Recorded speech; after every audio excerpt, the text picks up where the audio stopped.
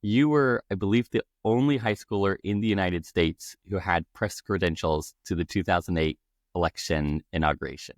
So I just called publicists asking for press passes. I called, I emailed. If someone said no, then I would ask someone else, or I would just show up to events.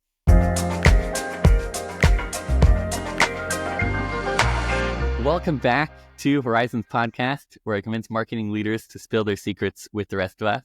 Today, I'm here with Ina Herlihy. Ina is the founder and CEO of AddGlow, helping brands to build their revenue. She's previously been one of the first employees at Zumper and spent some time working in product at Walmart. You were, I believe, the only high schooler in the United States who had press credentials to the 2008 election Correct. inauguration. What did that experience teach you about founding a company, about marketing product? It's really taught me that you have to go all in and just the importance of hustle. I think that if you keep at it, that you can really achieve anything that you want. In this specific instance, starting freshman year of high school is when the politicians started campaigning for that election. So I just called publicists asking for press passes. I called, I emailed. If someone said no, then I would ask someone else, or I would just show up to events. And then ultimately, I had photographed and interviewed almost all the candidates. So then when it came time for the inauguration, I put together a press packet of all the work that I had done the past few years. I didn't know where to begin to where to ask to get these press passes for the inauguration. It wasn't as simple as a key person to reach out to. So I reached out to political dignitaries, politicians. I even sent a press packet to Oprah and Ellen DeGeneres. I didn't get responses from them, but ultimately I ended up getting responses from the offices of a Supreme Court justice and a senator. And then both of them, their teams put me in touch with the right person I need to connect with, and then sent my press pack and application off to the official point of contact. And some people thought I was crazy. Not even internationally established professional journalists will get in. Good luck, little teenager, but eventually happened. Would you say it was harder to get the press pass to the inauguration or harder to start your own company? For me, I think everything in life builds on itself. I think I started when I was 13, 14, getting the press passes for these exclusive events. That primed me to be okay with rejection. And that is one thing that I've learned from some of my founder friends who said how tough fundraising was for them, that never in their life had they experienced rejection as of raising a seed round. Can you imagine for let's say this example of getting the press passes, all the rejection that I needed to get to achieve what I wanted for that? Going back to your origin story. So you started off learning how to handle failure through these press passes and getting into interviewing all the different presidential candidates in 2008. You then spent 4 months interning at the World Wildlife Fund in China. How did that experience inform the way you think about marketing from an international perspective? I thought it'd be helpful if I could speak Mandarin because China has a booming economy. Fall of my junior year of undergrad, I studied abroad in Beijing, and that's when I interned at the World Wildlife Fund, WWF. The goal for that internship was I really wanted experience working at a global company in China. And what did that teach me about marketing? It was just more in general about different cultural dynamics. And it was one of my early work experiences. So it's just more in general, the power of showing up, of not being afraid to be different, putting yourself outside your boundaries, taking a chance. And when you do all those things, you inherently open up so many doors for yourself. Yeah, sure. Do you feel like learning another language fluently changed the way that you think or opened your mind to new ways of thinking? It's opened my mind in terms of being able to communicate with more people in a fun, social way. So just an example, let's say at Walmart, a number of engineers spoke Mandarin. So that was a way, just at a basic level, of being able to connect to people in a fun way. I went to Middlebury, their intensive Chinese language summer school. You have a language pledge that you won't read, write, speak, hear English, and they even ask you to limit your conversations with your parents. And then went straight from Middlebury to then Beijing, where I was there, lived with the host family that could speak English for a semester. So it was for those maybe 9 or so months that it was only Mandarins that really drilled into me. So it's something that I'm never going to be able to forget. If you've heard of Cal Newport, but what you're sharing here in this focus on learning Mandarin, where you shared in the focus of pursuing this press credential, it reminds me of Cal Newport's concept of sequential excellence. That it's very hard to do multiple things at a high level at once, but you can become really good at Mandarin and then become really good at press credentials or the reverse order and do multiple things over time, but each one at a time. The idea of focus being really helpful. Oh, no, that's an interesting point. Yeah, because I definitely would not have been able to do 2 major things at once. So when you came back from World Wildlife Foundation, you then, if I'm not mistaken, a year or so later, joined Tradecraft in the US to study marketing, which is where we met because I was also at Tradecraft for a while. And after that, I believe you took a job at Zumper as employee number 17. What led you to Zumper as your first job of marketing? I wanted to work in tech and in startups, and specifically, I wanted to work at an early stage company. At the time, I knew I always wanted to be a founder, but I didn't really know of what, and I just thought there was so much that I needed to learn. So my criteria was early stage team, a company that I thought was really onto something, a great CEO, a great leadership team, a great gang, and that I would have a good scope and that I could learn a lot. Zumper matched everything. But then it really ultimately comes down to the people, of liking the people that I'm working with. And I think for early stage companies, it also really comes down to the CEO in terms of that leadership and feeling like you're going to have growth potential, not only from your interactions, your meetings, but also having access into what decisions are they making or how are they making their decisions. Because so much, both at Zumper and also at Walmart, I learned so much just by knowing what decisions executives made via what was the context and then what decision did they make based on that context and the situation. It is interesting how much learning takes place within a closed environment. That you need to be at this at the right time to understand how they're making decisions. And you can read all the case studies you want. You're not going to get the insider track. When you first joined Zumper, it was a new company, 17 employees in. How did you set about growing this new company? At the stage of the company, we were really focused on new user acquisition. And then as the company began to grow, so I joined at the Series A stage. And then as the company began to scale, then re-engagement became a priority as well. So then that's when I started taking on other channels, like email was a challenge that I was leading, new email types and personalization for email. And then also I got a budget to do experimental paid ads. So we started doing podcast ads.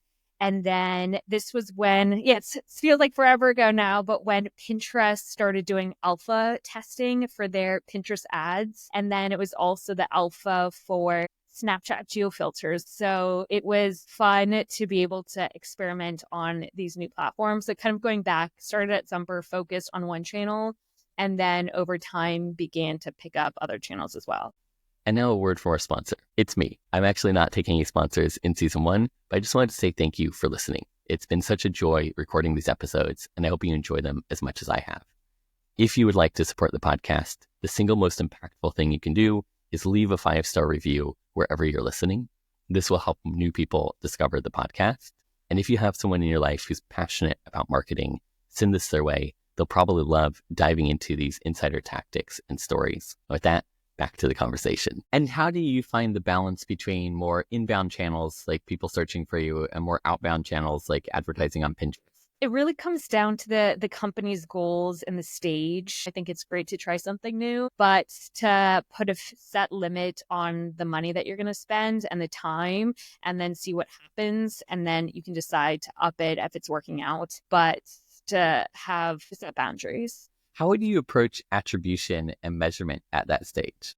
So, for example, for the Snapchat's geofilter ads, since the price for the Snapchat geofilters, it was based on the length of time, so like either every 30 minutes or every hour, and then either the miles or square footage. And that was how they came up with the price. So since I was trying to think, what would be the maximum number of people in a condensed amount of space. And this was maybe around April or May or so. So then I booked to have our Snapchat geofilters at all the big graduation ceremonies across the country, and a bunch of big concert venues and athletic stadiums. So then when people were at graduations that they could flip through and see the Zumper geofilter ads for something like that, then back to attribution.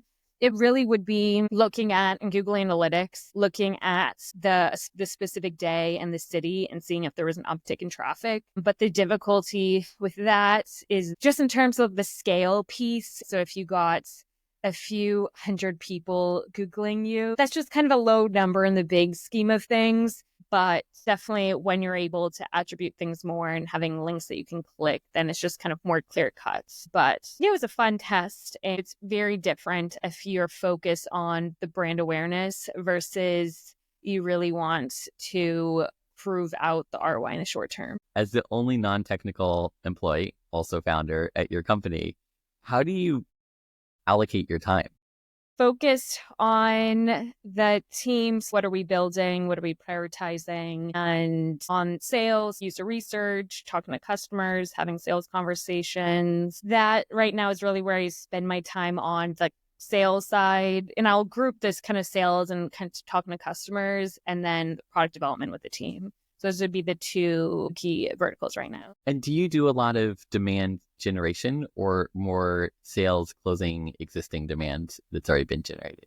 So I don't delegate any step of the sales funnel right now. I think definitely when we scale that, then I can delegate. But right now, so much of it is learning. And if I delegate to someone, then there's a missed opportunity on the learning and also on building those relationships. So I think it's different when you're still early stage.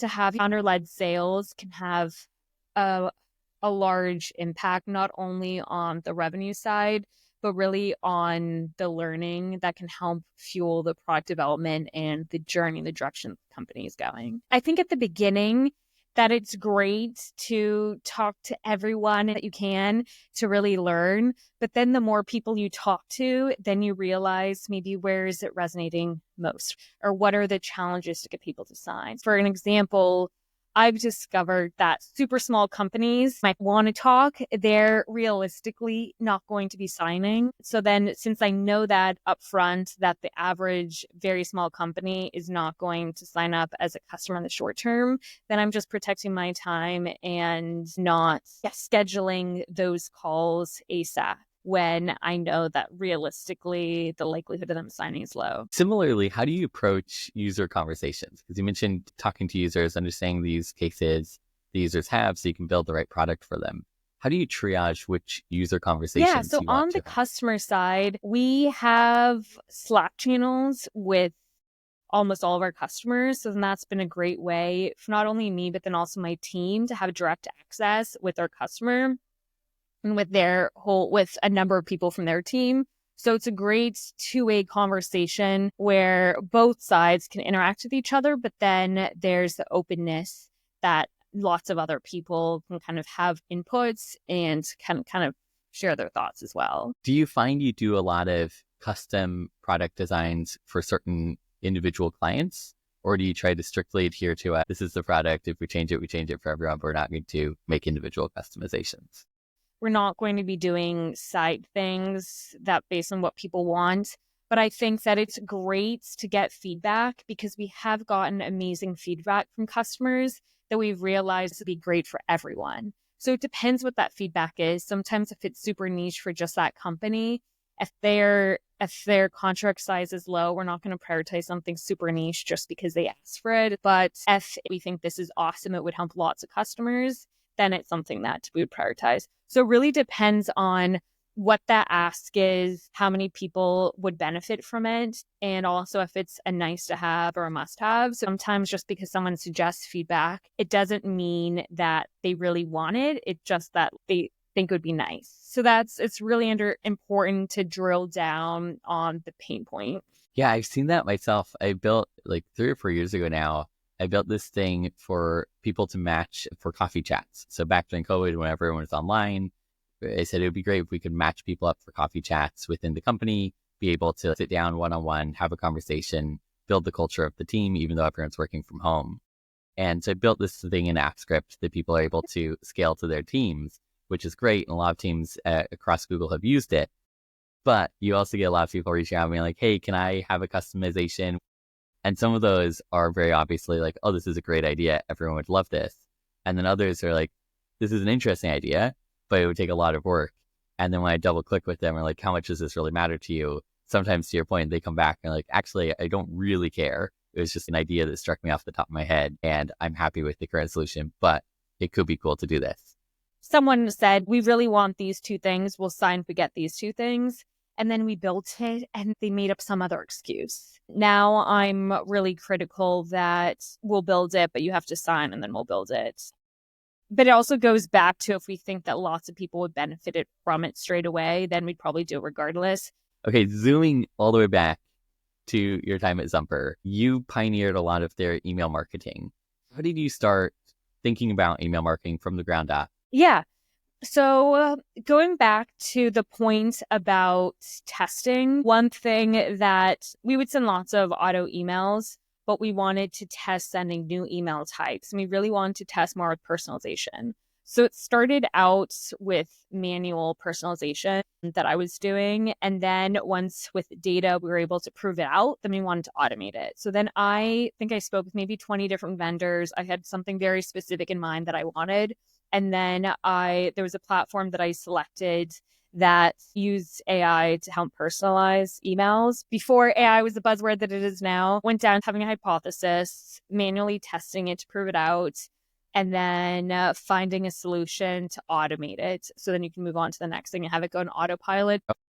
How do you think marketers should think about price consciousness? Depending on the company, but some smaller companies, they just think about the price for something versus a larger company. And there's outliers, of course, but thinking more in terms of an ROI and what is the return on spend versus maybe not so much caring about that and just thinking about the price that they're paying.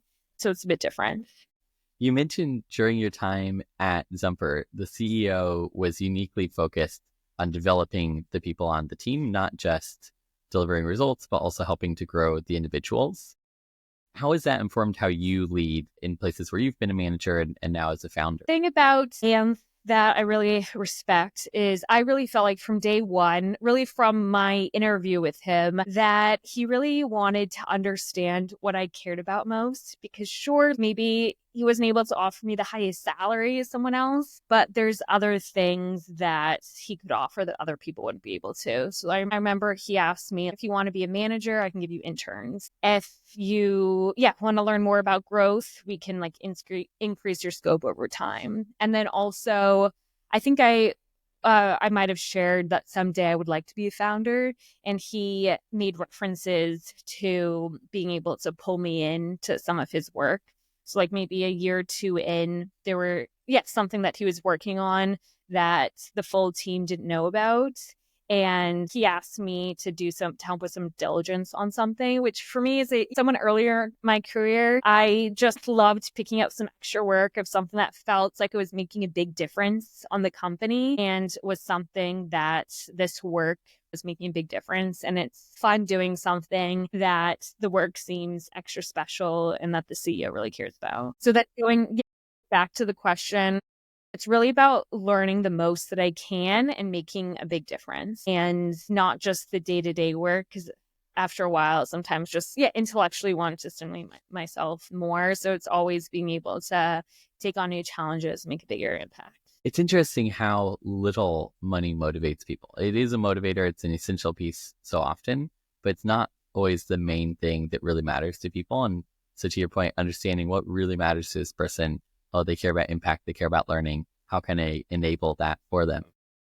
So you were at Zumper for a number of years, and then you decided to make the shift into full enterprise working at Walmart. Yeah. So I knew I wanted to start a company, but after Zumper, I didn't know what that was going to be. So I thought it would be advantageous if I had experience working at scale. and how much more scale can get than the Fortune 1 company. It was really just to diversify my skill set. It's having worked at Walmart, there's so much that I learned that I would not have learned as quickly if I joined another startup after Zumper. That plus the network and meeting lots of people, being able to work on having the experience of working at scale and working on numerous things at scale quickly. Just, I was able to learn so much that I otherwise wouldn't have had. What surprised you the most when you went from Zumper to Walmart? Maybe not surprising, but just I didn't have experience with stakeholder management for lots of different teams, lots of people that I didn't really know. So working in a complex environment with lots of people was something new, because at a startup, for the most part, people have an idea of kind of what everyone's doing, and they might not be fully in the weeds, but they get the gist of it, versus at a big company, you have to put more effort into communication. And if I'm not wrong, in 2018, Mark Lohr, who was the CEO of e-commerce at Walmart, shouted you out in the annual stakeholders meeting. So you did very well at managing these internal relationships. What do you think clicked? Really about working on a product that's a top priority for the company. So he announced the new baby registry that we had launched. So if you're working on something that's a top priority for the company, then executives will be announcing it on stage. And there's stakeholder management from my point of view, but then the executives showcase it to the whole world. So it's about working on things that are a priority for the company that really helps open so many doors for you. Yes. And how did you end up on that project? So it just happened very serendipitously that it was posted in the Women in Product newsletter for a job. And I emailed the director. And then within a week, I went from first phone call to offer. And I did talk to recruiting until I had the offer. So just Walmart moves really fast when they want something. And that was also where you transitioned from growth to product management, right? How did you find that experience of going into a new job function? At Zumper, we didn't have an official product team until right after I left. But when I was there was the engineering team and there was the growth team.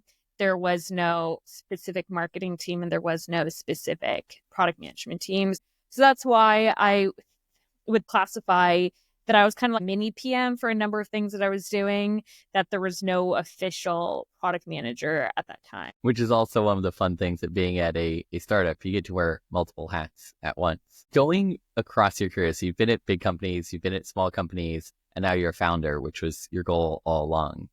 Would you recommend, if you were to talk to Ina 10 years ago, would you recommend that she go directly to founder, or do you recommend following this path again? One thing I did learn is when you ask someone that question, oftentimes they'll very much answer what they did. So I think take that with a grain of salt, that people like to think that their path is the best path and that everyone should do their path. But I think it comes down to someone's personality type and their background.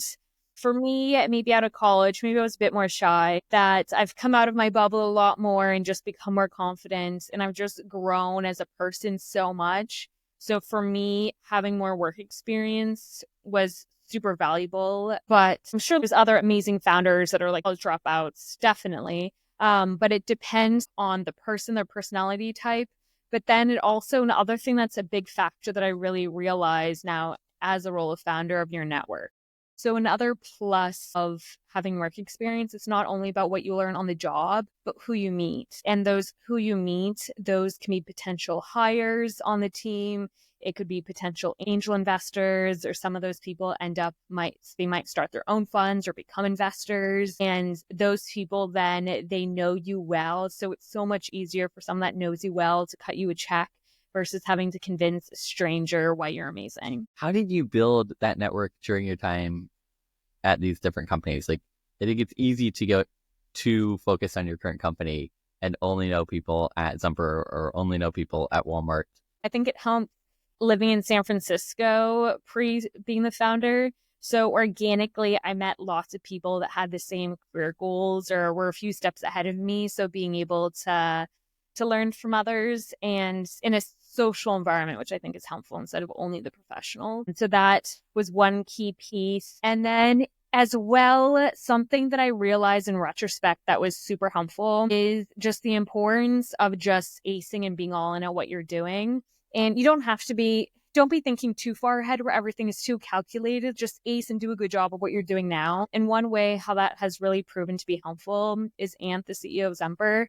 I'm pretty sure maybe like every person that cut me a big check reached out to him to do a background check on me without necessarily, I don't think anyone asked me his contact details or asked to reach out. They're just like, oh, I know him. Let me just reach out. So just that hard work ethic for his baby. The lesson would be being easy to reference. So easy to do a background check on. It's easy for other people to do reference checks on you.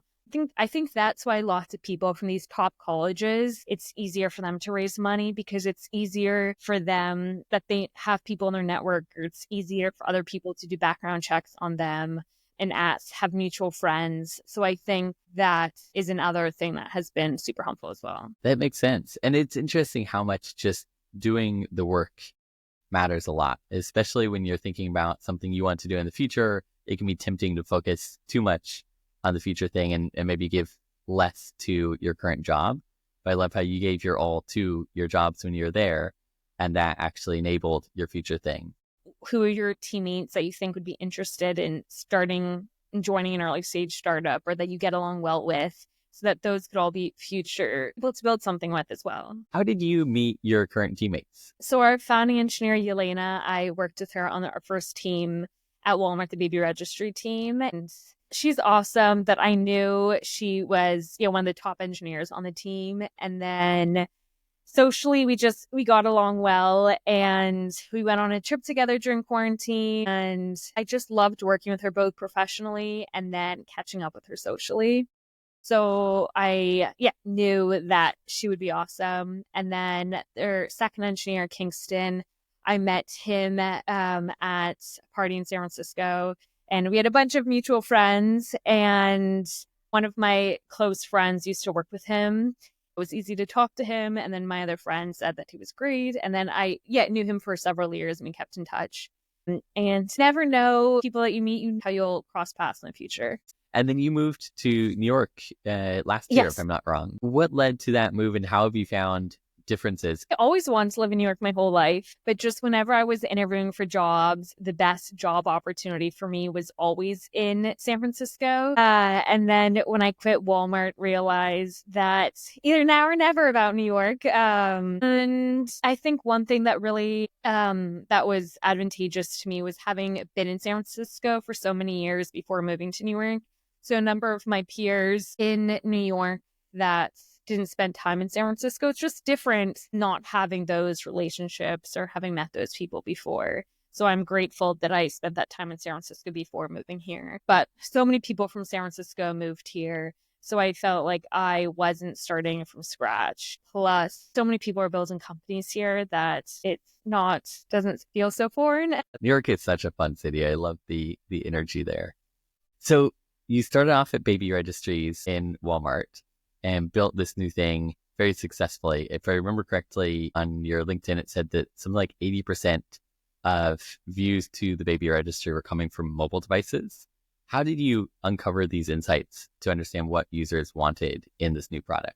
One thing that was really fun at Walmart for the baby registry team is baby registry at the time hadn't been updated in 7+ years. So if everything was being scrapped. So we were building everything from scratch, which felt like this rare moment. Plus, as a team, we had less dependencies versus the later teams I was on. So that meant that we're able to be more agile and it felt like a startup. So that's why it was a perfect first team for me, going from startup to big company. But going back, since we were building something brand new, we partnered really closely with the user research team. So they interviewed people and they shared those interviews with the working team. So that was super helpful to get insights. And then after we launched the product, then we also had analytics to be looking into as well. So it was both the qualitative plus the quantitative analysis. But it really comes down to understanding what's the problem, what are the pain points we're solving for. And then that brings me to AddGlow. So you spent this time at Walmart, you built that. You also built an amazing feature for drivers, which we don't have time to get into, but looked very cool.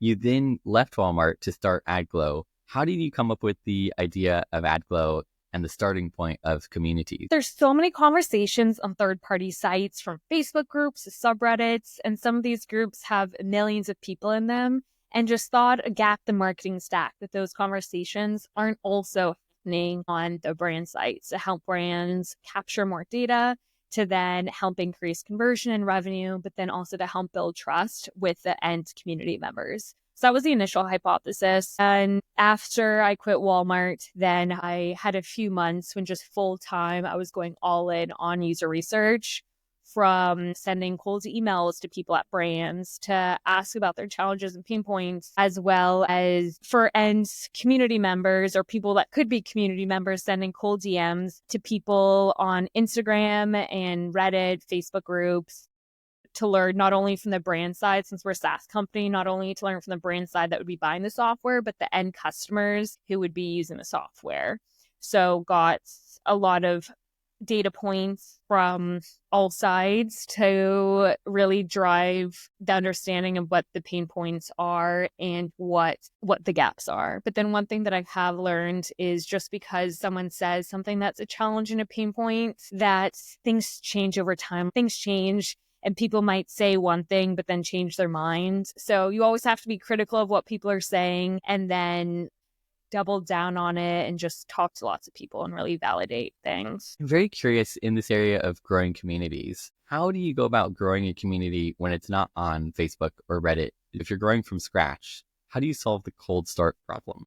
Awareness. So linking it from their homepage, their footer. We have a homepage module. You could also add a module on the PDP, sending a one-time email, adding it to their welcome email series, adding it on social. So there's so many different placements to increase the awareness. And then just basic, people on the team can post a few initial posts. One of our fastest growing communities, the founder just posted once in the community, and then it's wild seeing how many people created accounts when there was nothing to give them value for. It was just the one post like, well, welcome to the community. So it also comes down to how connected the customers feel to the brand and how passionate the customers are and the authenticity. Because if people really care about the company, you don't need to have all these value props and just all these things. If people are really passionate, that one post can be enough to just get them to sign up. So it really depends on the company. But the first piece is the awareness that people need to know that it exists. And then there's so many other things after that. So once you get someone into the community, they sign up, they register an account, maybe to see the founder's one post, how do you convince them to come back repeatedly? One, we have a weekly email digest of top posts in the community, which has been a great way to get people to come back to comment. And then they can then read other posts and then help them then to create net new posts. So that's one aspect on the email channel that we have. We also have an engagement-based loyalty program where people get points for taking certain actions, and those points could be redeemed for a discount or a gift with your next purchase. We also have a detailed member profile, and then you can use member search to find other people like you. And then depending on what the brand is, but let's say for an e-commerce company, if you have a dry skin and you're looking for products that help with your dry skin, you can search by members with dry skin, see the other people, and you can see what else they've been posting, commenting about. You can see what products are on their shelves to help with your product discovery journey. And then we also have this concept of challenges where you can ask people to do certain things, whether it's answering a question, uploading photos or videos, or doing an action that you'd like. So to summarize what we do to help with engagement, there's a number of email series that we have, the engagement-based loyalty, there's the member search based on the data that we have, there's challenges, and a number of other things too, but those are some of the main things. Very curious, this area of giving incentives.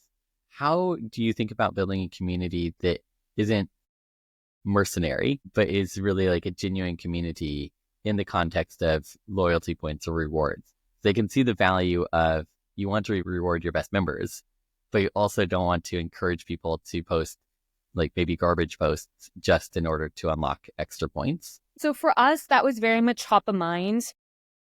So we do have limitations on that the company can specify. Whether, let's say, you can decide if you want to give points for posting. If it's max, you'll get points if you post one time per day or one time per week or one time per month. So you as a company, you decide what makes the most sense for you.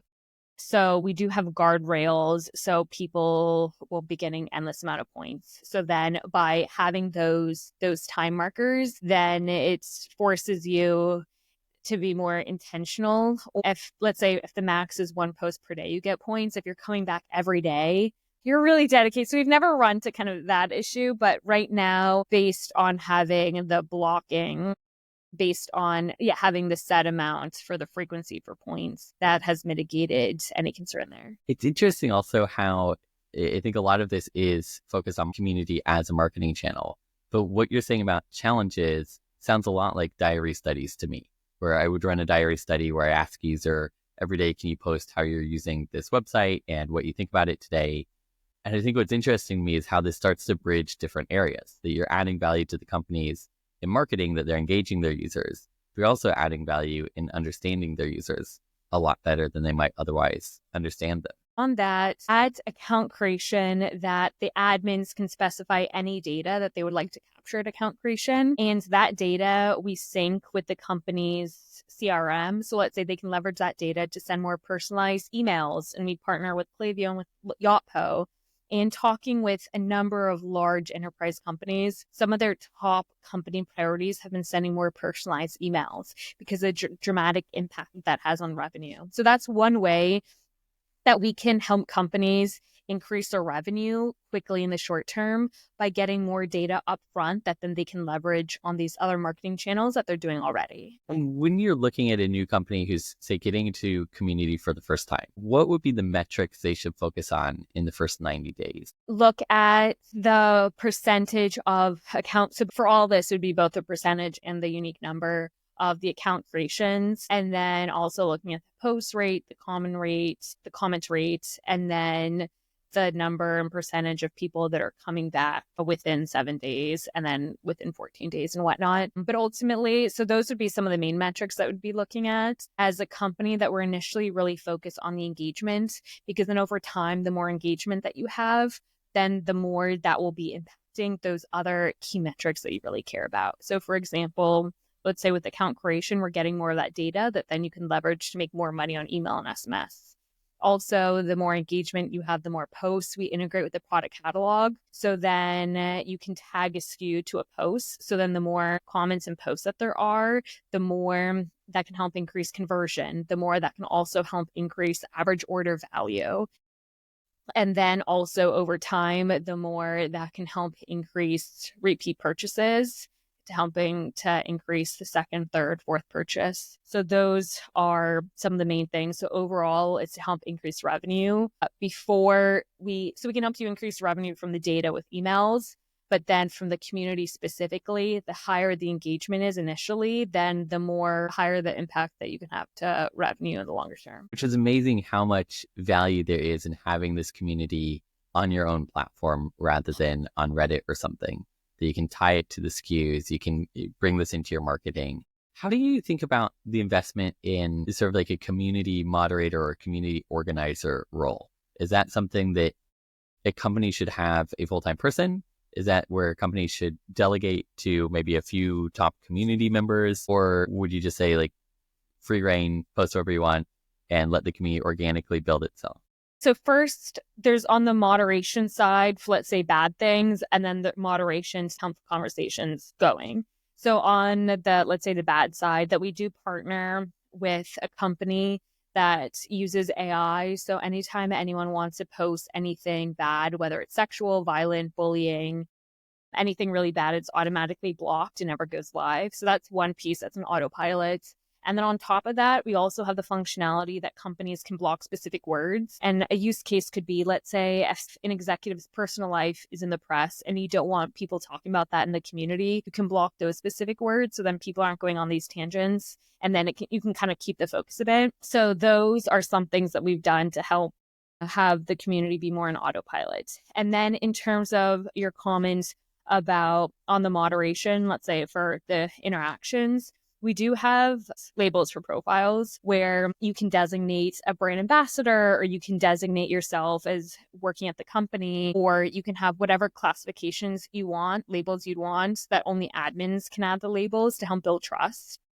And we do definitely believe that it's great for the company to be involved, because that's one plus for having the community on your website. Super fans, like, they want to feel heard and seen. They want direct access to the company. And another power that we have seen is by the company answering something publicly that's able to answer questions that other people would have. So then it helps reduce customer support costs because it's not so repetitive. And then people are able to get the questions that they want sooner instead of having to pose it themselves. But then also it's fun. People like feeling like their voice is heard instead of only talking into the Ethernet. Okay, we're coming into the lightning round.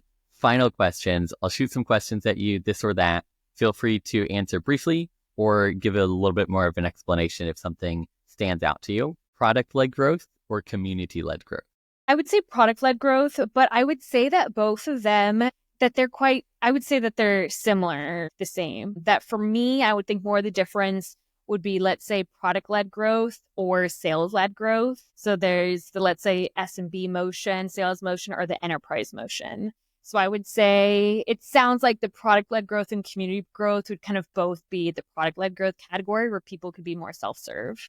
Custom emojis or default reaction? Actions. And the reason why I say that is people on autopilot. If everything is so custom, they might not be used to something, and it might take them more time to find what they want. They might not find it, and then they would ditch. So if you have the default emojis, they can quickly find what they want and move on, but it can help them find what they want faster. Because a lot of big companies, let's say fast food restaurants or Starbucks, the layouts are the same, and especially globally as well, which is super interesting. The layouts are the same because when you walk in, they want you to be on autopilot. Yeah. Which is so smart. Yes, it makes life easier. User acquisition or retention metric? That's an interesting one for us, because right now the product especially helps with repeat purchases, but we're thinking what more could we do to help with the user acquisition in the short term. Written posts or visual content? Visual content, but a caveat is it depends what the goal is. That what's super interesting, a number of brands have shared that some best performing emails have been basic, no imagery. And then I've started seeing more of that. So I think it really depends what the goal is, what the vertical is. For posts, it's for a post in a community to have photo or video, but it's always worth experimenting because you never know. Well, awesome. That is our interview. I'll roll out the red carpet for you. Where can people hear more about you and about AddGlow? AddGlow is AddGlow.com. And you can find me on LinkedIn, Ina Herlihy. And I'm also on Twitter. Maybe I'll start tweeting more, but Ina Herlihy there too. So we'll be chatting. Fantastic. All those links will be below or in the show notes. Thank you for coming on, Ina.